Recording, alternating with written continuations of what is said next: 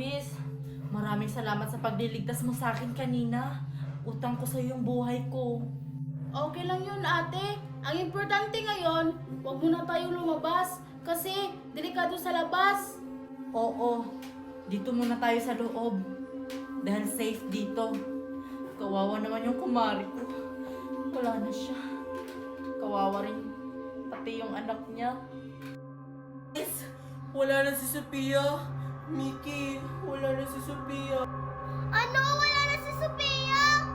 Yung best friend ko! Dapat hindi tayo nandito sa loob ng bahay.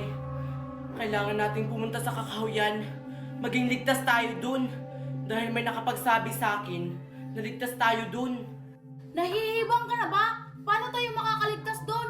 Paano kung makakita tayo ng liwanag? Oo nga, dito na lang tayo.